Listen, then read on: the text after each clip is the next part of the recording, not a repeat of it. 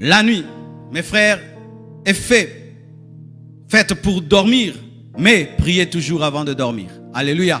Priez toujours avant de dormir, à moins que tu aies prié toute la journée et tu dois te reposer la nuit. Mais si tu as eu une journée normale, mes frères, priez toujours avant de dormir. Je viens d'avoir une expérience qui a conforté ma position. Dernièrement, j'avais prêché et j'étais rentré à la maison très tard. Parce que des fois, je quitte ici à 22h, mes frères. Alors, j'étais arrivé à la maison, je crois, à 22h30. Alors, j'étais fatigué, je me suis dit, je vais me reposer et je prierai vers 2h, 3h, mais je me repose un peu. Je n'avais pas respecté mon programme de prier avant de dormir. J'ai dit non, je suis vraiment fatigué, je vais dormir et 2h, 3h, je vais me réveiller pour prier. Et qu'est-ce qui se passe? Notre fille, la cadette, se réveille et vient frapper à notre porte. Qu'est-ce qu'il y a? Oh, j'ai entendu une voix. Où? Une voix dans ma chambre. Oh, qu'est-ce que la voix? Non, la voix chuchotait. Et j'ai cru que c'était ma grande sœur, mais je l'ai réveillée, c'était pas elle. Mais j'ai entendu. Et moi, je ne néglige jamais ce que mes enfants me disent. Beaucoup de parents sont tout le temps philosophes, même dans les choses spirituelles. Ton enfant est en train de vivre une vraie expérience. Toi, tu expliques tout scientifiquement. C'est les dessins animés que tu avais vus. C'est le dessin animé. Papa, prie Dieu. Peut-être c'est pas le dessin animé. Et puis quand elle me parle, je me rends compte par le Saint-Esprit qu'elle a vécu une expérience, une attaque de l'ennemi. Et puis je prie pour elle, je la rassure, je lui prêche la foi, et puis elle s'endort. Et puis quand je rentre dans ma chambre, je commence maintenant à prier pour la nuit. Et je prie, et puis je m'endors. Vous savez ce que j'ai vu? J'ai vu dans cette nuit-là que je dormais, mais je dormais dehors. J'étais comme dans un jardin, et je dormais. Et j'étais étonné. Oh, mais comment je dors? Les gens passent. Les gens passaient. C'est comme si je dormais dehors. Et puis j'ai dit non. Et puis j'ai vu, j'ai refusé ça. Et puis je suis allé maintenant dans la maison.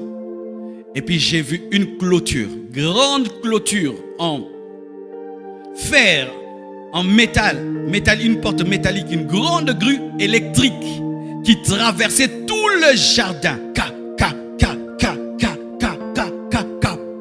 Et ça bloquait.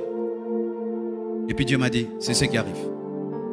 Quand tu pries, tu scelles ta maison. Vous fermez les portes physiques de vos maisons. Est-ce que vous fermez les portes spirituelles?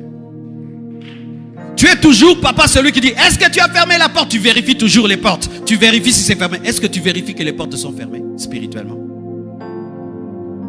S'il y a des voleurs physiques, il y a des voleurs spirituels. Ah oui, mes frères, le monde spirituel existe. Le monde spirituel existe. Vous fermez les portes de vos maisons. Vous fermez les portes de vos chambres. Est-ce que vous fermez les portes spirituelles de vos maisons, de vos enfants, de vos chambres?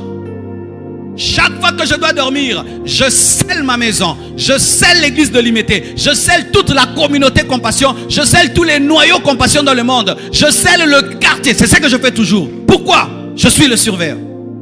Je suis la sentinelle. Et ce jour-là, je me suis dit non, je me repose un peu. Et Dieu m'a montré en soi ce qui se passe quand je prie. Je ferme réellement la porte. Mais une porte tellement grande, mes frères, qui entourait toute la parcelle. Ah, je suis fatigué. Et arrêtez ces prières-là. Seigneur, tu sais que je suis fatigué. Alléluia.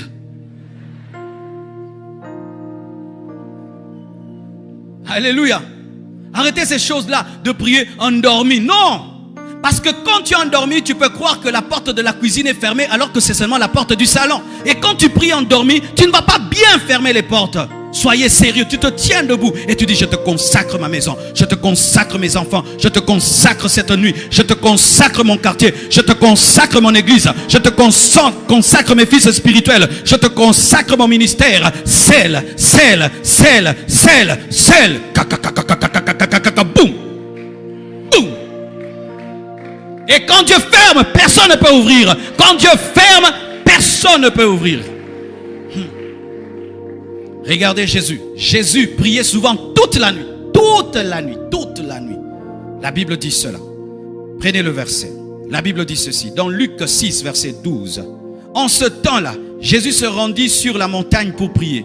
Il passa toute la nuit à prier. Il passa toute la nuit à prier. Jésus faisait souvent des veillées. Mais toi, tu n'arrives pas même à prier 1 heure avant de t'endormir. Mais Jésus priait souvent toute la nuit.